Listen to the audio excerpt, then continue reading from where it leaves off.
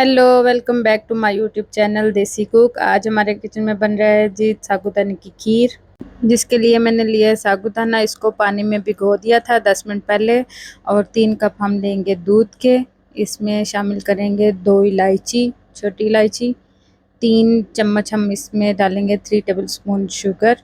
ये बिल्कुल perfect sugar है। इसको बॉयल आने का वेट करेंगे। जब इसमें बॉयल आना शुरू हो जाए तो हम इसमें डाल देंगे जो भिगोया हुआ था वो साबूदाना। इसमें डाल के साबूदाने को इसको बॉयल आने का वेट करेंगे। जब इसमें एक बॉयल आ जाए तो हम इसे ढक देंगे, 10 मिनट के लिए ढक देंगे। उसके बाद फिर हम इसको खोलेंगे तो साबूदाना हमारा फूल चुका होगा।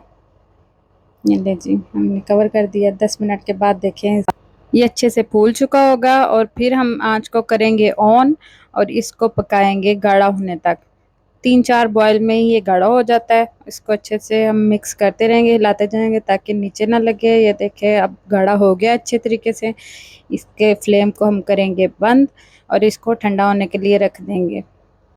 अगर आपको हमारी वीडियो अच्छी लगती है तो मेरी वीडियो को लाइक करें, मेरे चैनल को सब्सक्राइब करें। देखें ये ठंडा होने के बाद कुछ और गाढ़ा हो गया था और बहुत ही मज़े की बन के तैयार होती है। थोड़े से हम इसमें डालेंगे बादाम और इसको प्लेट में डाल के हम रख देंगे जी फ्रिज में। जब अच्छे से ये ठंडा हो जाए तो इसे सर्व करें।